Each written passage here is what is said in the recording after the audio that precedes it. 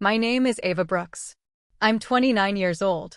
For years ago, my parents believed my stepbrother when he told them I'd stolen money from our grandmother's trust fund. I didn't. But they never asked me a single question. They changed the locks on the house I'd grown up in. My phone stopped ringing. They skipped my nursing school pinning ceremony, ignored my graduation, and never knew I'd gotten married in a tiny courthouse with just 6 people there. For 4 years, I became the daughter they talked about in the past tense, like I had chosen to disappear. Then 3 weeks ago, a tornado tore through our county. My parents were trapped inside their collapsed home, and my stepbrother was missing under the debris. The rescue crews called for additional trauma staff at the emergency field hospital. I climbed out of the ambulance wearing the blue jacket marked Disaster Medical Team Lead. My mother looked straight at me, grabbed my father's sleeve so hard he stumbled backward, and whispered one sentence I'll never forget. That's Ava. They had spent 4 years believing I destroyed our family. They had no idea I was about to become the only person standing between them and losing it forever.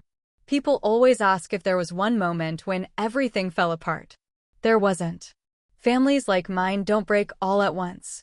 They crack a little at a time until one hard hit makes the whole thing collapse. I grew up outside Tulsa, Oklahoma, in a neighborhood where everyone waved from their front porch and everyone knew everyone else's business. My mom, Linda, taught 3rd grade. My dad, Robert, owned a roofing company.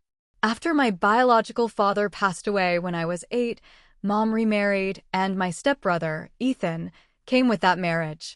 He was 2 years older than me and somehow always knew exactly what people wanted to hear. Teachers loved him.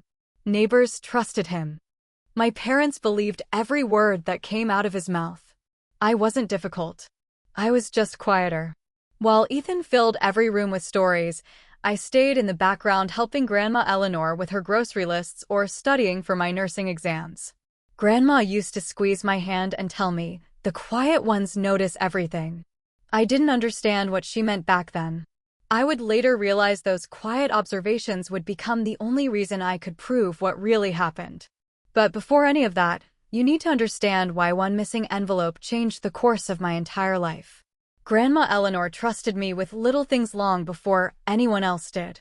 Every Friday after my classes, I'd stop by her white farmhouse with a bag of groceries, refill her pill organizer, and stay for dinner because she hated eating alone.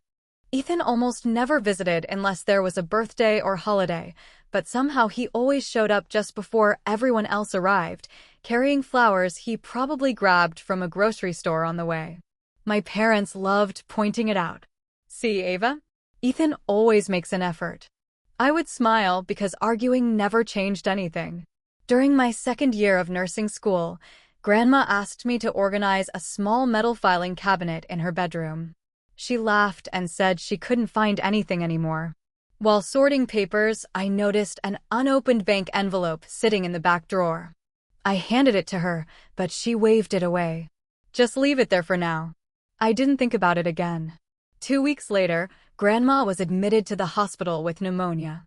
She recovered, but during those days everyone kept coming and going from her house. My parents had a spare key. Ethan borrowed it several times, saying he needed to collect insurance papers. A week after Grandma came home, the entire family gathered for Sunday dinner. Halfway through dessert, Ethan suddenly stood up holding the same bank envelope. His face looked pale, almost rehearsed. "Dad." I didn't know how to say this. He slowly pulled out several papers and placed them on the table. "Grandma's trust account is missing nearly $80,000. Everyone froze. Grandma looked confused because she had no idea what account he was talking about. Then Ethan turned toward me. "I found these withdrawal records in Ava's backpack when I was helping her carry books last week." I laughed because it sounded ridiculous. "What are you talking about? You've never touched my backpack." Ethan kept his eyes on my parents instead of me. I wanted to believe there was another explanation, but the signatures looked like hers. Dad grabbed the papers before I could even reach them. Mom stared at me like she was looking at a stranger. "Ava," she whispered, "please tell me this isn't true." I tried to explain that I'd never even seen those documents before, but every sentence I started was interrupted by Ethan calmly adding another detail. He claimed he'd noticed me acting nervous around Grandma. He said I'd been asking questions about inheritance money. He even reminded everyone that nursing school was expensive and that I'd once joked about being broke after buying textbooks. Suddenly, innocent conversations became evidence against me. Grandma kept saying she didn't remember authorizing any withdrawals, but she was still recovering and doubting her own memory. Dad slammed his hand on the table. "Did you steal from your own grandmother?" I looked straight at him. "No. Please check the bank. Check the cameras. Check anything." Ethan quietly shook his head before anyone else could answer. "She knew you'd say that." The room went silent. I realized something terrifying in that moment. Nobody was trying to find out what happened. They had already decided I was guilty. And the worst part was watching Grandma look from my face to Ethan's, completely unsure which grandchild was telling her the truth. The next morning, I drove straight to the bank before my first nursing class because I honestly believed one conversation would clear everything up. I asked if someone could verify the withdrawals, but the manager politely explained that they couldn't discuss my grandmother's account with me since my name wasn't on it. I begged them to at least contact her directly, but there was nothing they could legally share. I called Grandma from the parking lot.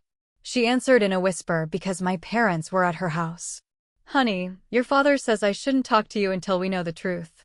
Before I could answer, the call ended. I spent the rest of the day texting my mom, my dad, and even Ethan. No one replied. That evening I drove home anyway, hoping things had cooled down. My key wouldn't fit. Dad had already replaced the locks.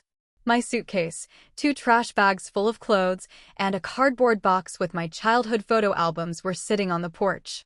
Mom stood behind the screen door crying, but she never opened it. Dad stepped outside instead. "Until you return every dollar you took, you aren't welcome here."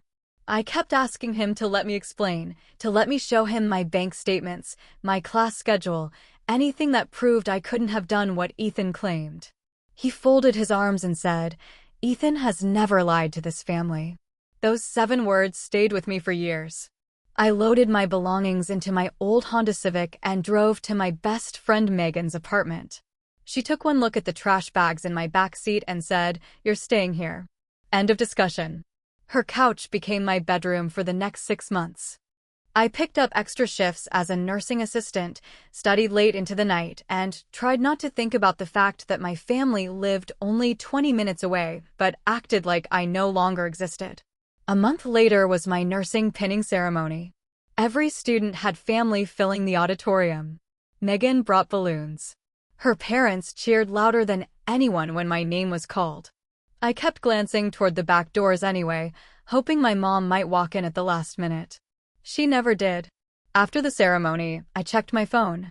There wasn't a single message from home.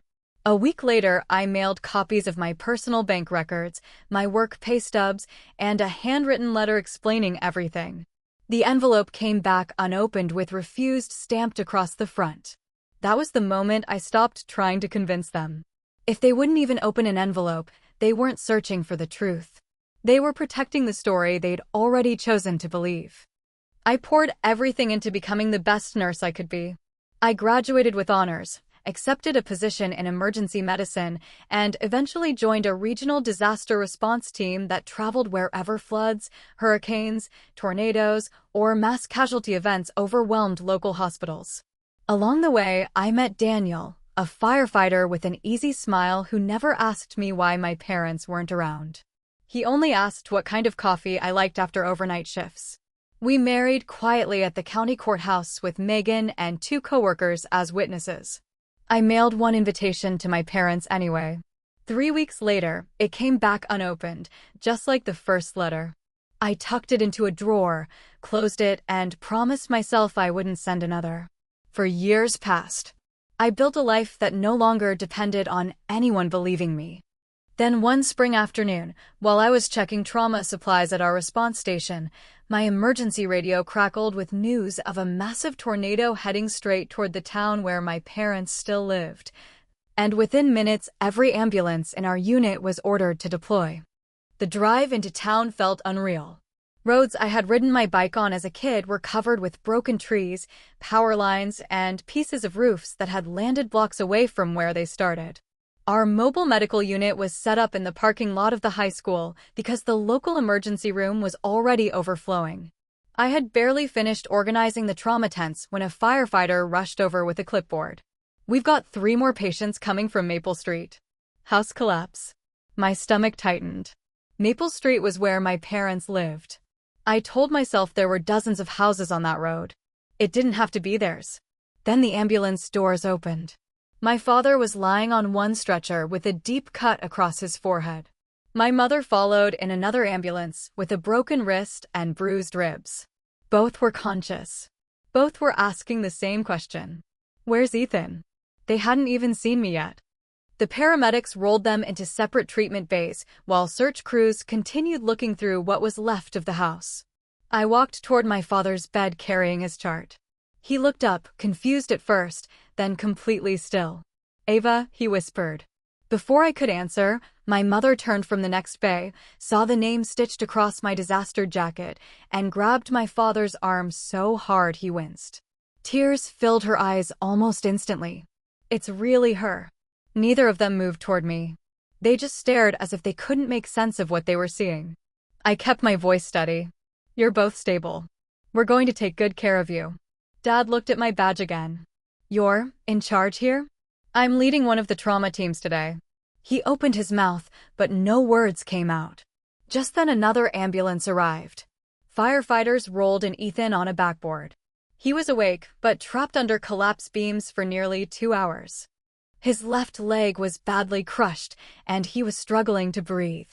As the team transferred him onto the trauma bed, a volunteer handed me a muddy backpack recovered from the house because it had been found beside him. "This came with the patient." I set it aside until we stabilized him. Once he was breathing comfortably and being prepared for transport to surgery, I unzipped the backpack to look for identification and emergency contact information. Instead, I found a weathered accordion folder sealed inside a plastic freezer bag. The folder was labeled in black marker, "Grandma's financial records." It made no sense. Grandma had passed away almost a year earlier.